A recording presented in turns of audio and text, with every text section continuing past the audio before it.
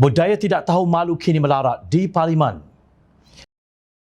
Yang di-Pertua Dewan Rakyat Tan Sri Azhar Harun menolak usul bagi membincangkan isu rampasan waris Kesultanan Sulu terhadap aset Petronas yang diperbadankan di Luxembourg, iaitu Petronas Azerbaijan Shah Deniz dan Petronas South Caucasus yang bernilai $2 bilion Amerika. Alasan Azhar menolak usul tersebut kerana katanya perkara itu tidak boleh dibahaskan di Parlimen dengan alasan ia sub judice. Usul tersebut dibawa oleh Ahli Parlimen Pakatan Harapan Pulai, Datuk Seri Salahuddin Ayub dan Ahli Parlimen Warisan Kota Belud, Is Naraisyah Munira. Bagaimanapun, Ahli Parlimen Pakatan Harapan Bukit Gelogo, Ram Kapar Singh, mendakwa yang di-Pertua Dewan Rakyat mempunyai percanggahan kepentingan kerana abangnya merupakan peguam negara Tan Sri Idrus Harun terlibat dalam isu tersebut. Pengkritikan di sini adalah terhadap the AG's Chambers yang diketuai oleh abang Tuan Speaker. Nah, sekiranya abang Tuan Speaker akan dikritisize atas isu ini yang sudah tentunya akan berlaku, you are in a conflict of interest. You cannot decide this motion.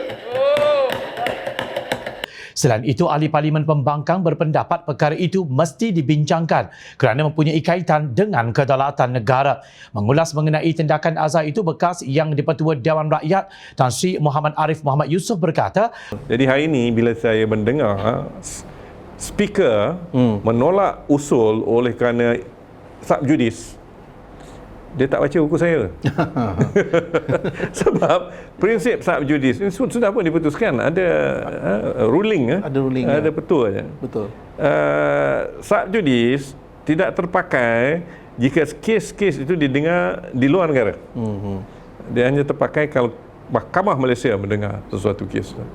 Berkata demikian dalam program Jom Channel FB Live siri ke-59 ke mana nilai-nilai murni negara yang disiarkan malam Isnin 18 Julai.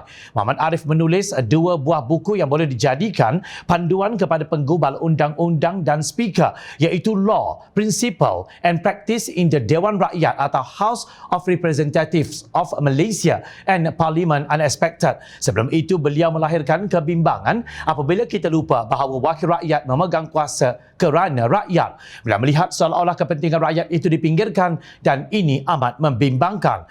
Perkara ini berlaku secara berleluasa di Dewan Rakyat. Hari ini kita dapat lihat isu yang patut dibahaskan di Parlimen dianggap tidak penting. Kadang-kadang speaker dan timbalan speaker juga terlibat.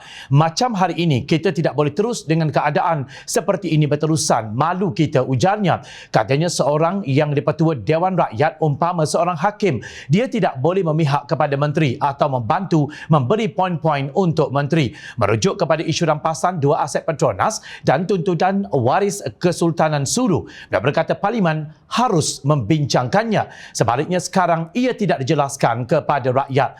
Saya buat research sedikit tentang apa yang sebenarnya berlaku setakat ini, tapi tak lengkap. Sebab award Timbang Tara, keputusan Timbang Tara itu dibuat pertama sekali di Sepanyol, kemudian diubah ke Perancis.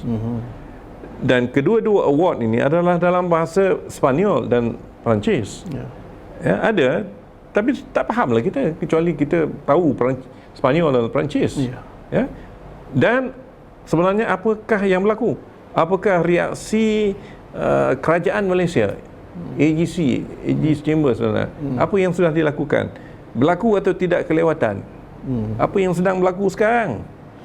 Ya. Mengapa aset Petronas di Luxembourg dapat disita? Mengapa dapat berlaku perkara begini? Adakah kita terlambat? Adakah kita cuai? Rakyat berhak untuk mengetahui. Bagaimanakah rakyat berhak untuk mengetahui? Melainkan dibenarkan perbahasan di Parlimen.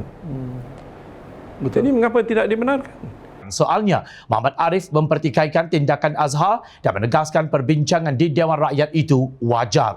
Dia berkata rakyat berhak untuk mengetahui apa sebenarnya yang telah berlaku. Rakyat harus diberitahu secara terbuka apa yang ditakutkan. Kita semua patriotik, speaker pun harus tahu apa yang berlaku kerana dia pun rakyat Malaysia juga, ujarnya. Seterusnya, beliau berkata Filipina secara terbuka telah kembali bercakap tentang tuntutan atas Sabah. Kita mesti bincang mengapa di Filipina, boleh, kita tidak boleh. Takkan kita nak tutup mata apa yang berlaku? Ini konsep yang salah. Perbahasan harus diutamakan, tegas beliau. Beliau berharap perkara itu dapat diperbetulkan dan perbahasan mengenainya dapat dijalankan. Waris Sultan Sulu menuntut 14.92 bilion dolar Amerika bersamaan 62.59 bilion ringgit daripada Malaysia dah bertindak merampas 2 anak syarikat Petronas di luar negara itu. Susulan itu, Kabinet pada 13 Julai lalu menubuhkan pasukan khas yang diketuai oleh Menteri Undang-Undang Datuk Seri Wan Junaidi Tuanku Jaafar bagi meneliti, memantau serta merangka tindakan bagi menangani isu tuntutan berkenaan. Petronas pula berkata kedua-dua aset itu sudah dilupuskan. Jom China melihat perkara ini wajar dibincangkan di Parlimen kerana ia berkepentingan awam yang perlu disegerakan dan demi ketelusan dalam tadbir urus baik negara. Adakah ketakutan membincangkan isu ini kerana cuai sebenarnya ialah Barisan Nasional? Bekas Perdana Menteri Datuk Seri Najib Tun Razak sejak Mac lalu telah cuba menyalahkan Kerajaan Pakatan Harapan, dikatakan sebagai punca negara ini bakal kehilangan wilayah Sabah kepada keturunan Sultan Sulu. Bagaimanapun, menurut portal jusmondi.com yang menyimpan arsip dokumen perundangan, notis niat untuk memulakan timbang tara dihantar pada 2 November 2017 kepada Kedutaan Malaysia di Madrid, Spanyol, tetapi Malaysia tidak menjawab notis itu. Menurut ITA in Review, the Journal of the Institute for Transnational Arbitration, terbitan jilid 4 2022 pula, ketiadaan tindakan Malaysia dalam prosiding mendorong pihak yang menuntut, iaitu Waris, untuk mendapatkan pada Februari 2018 pelantikan penimbang tara daripada Mahkamah Tinggi Keadilan Madrid menurut Akta Timbang Tara Spanyol. Sekali lagi, Malaysia tidak mengambil bahagian dalam prosiding berkenaan. Menurut ITA in Review, Najib telah kantoi dalam percubaannya untuk mengelirukan rakyat kerana kejadian itu berlaku disebabkan kecuaian kerajaan Barisan Nasional pada zaman pentadbirannya. Inikah yang ingin disembunyikan sehingga perbincangan tidak dibenarkan di Parlimen? Ia tiada kaitan dengan faktor subjudis. Jika benar, maka ia amat mendukacitakan kerana budaya tak malu itu kini sudah melarat di Parlimen.